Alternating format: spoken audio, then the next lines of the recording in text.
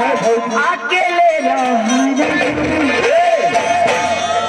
तोहरा से कहतरी हमार जब तक जवानी से प्यार कैलो बियाह की नीलो हमार मम्मी पापा तेरे साथे हाथ धरैले लेकिन फिर भी हमार जिंदगी नरक कर दिया। अरे तोरा के कौन कमी है रे?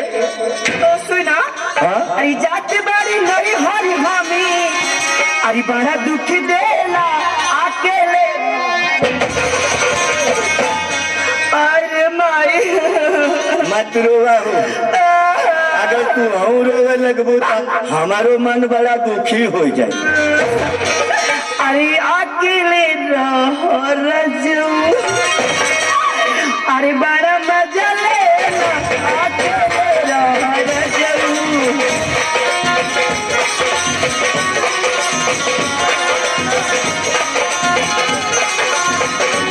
अरे माई रे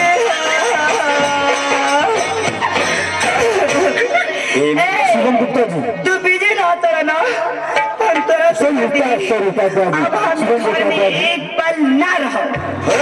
सुना अच्छा ये बतावा कि तोरा के कौन चीज के कमी बिया कि तू नैहर कुहा के जाते? ए हम जाए अपना नहीं हो काहे तू नैहर जाबी?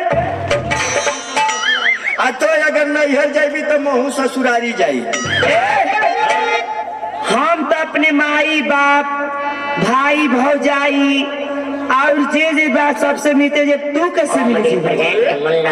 मोरे ससुरारी है मोर मोरे ससुरारी में मोर के भैया ना आई बताओ ये तनी पूरा पंच भरल पूरा खानदानी मोर है मोरे ससुरारी। अच्छा देख मोरा ससुरारी में मोर ससुर हूँ। अच्छा मोर सास यही। अच्छा मोर सारा हूँ। अच्छा मोर सरहज यही। अच्छा मोर एगो छोटकी सरुआई है।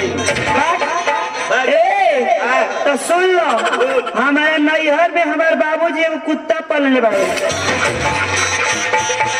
कॉमेडी प्रेजेंट मुन्ना सावन करे का हो आई बताओ कि तोर बाबूजी तोरे माई के छोड़ के कुकुर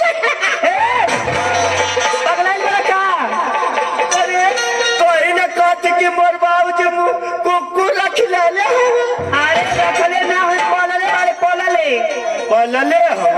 हाँ आज तोरी के का कहूँ हम तो समझो कि तोर बाबूजी तोरे माई के छोड़ के कुकुर रख ले पगलाई लगा का हो तो ही न कहते ऐसे न बोले के चाहे कि मोर बाबूजी एगो कुकुर पलले हम।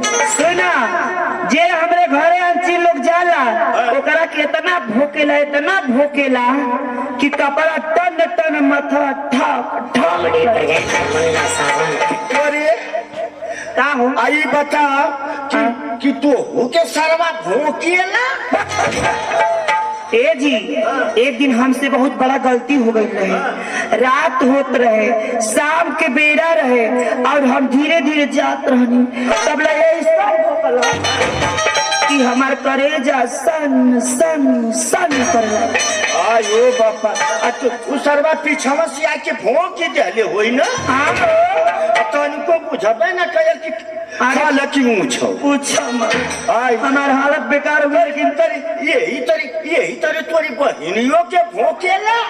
ये दादा एक दिन हमारे माई आवत रहे ना तो वो बच गई नहीं तो वो के भूत हाँ नहीं तो बूढ़ पुरनिया कती है अगर सरवा भोंक देले हो तो दांत तो लगे गया। ए बाबू माई तो हमार बच गई लेकिन तोहके भोकी की ना तो मुंह का पानी कपारे पर निकल जाई। उ सरवा मुंह के भोंकी वो तो छोड़ा आगा छोड़ा जब पाछा पाई तो वो मारी तो और धक्का की तो लीला टन टन कर। चल ठीक कैली बताई दिली महू न जाइबो तो सारे के खुदाई कर ले रहबो यही पक्की चीज कहाँ ले रहबो मगुई पीड़ियावा रे। अच्छा जब मगुई पीड़ियावा यही में ले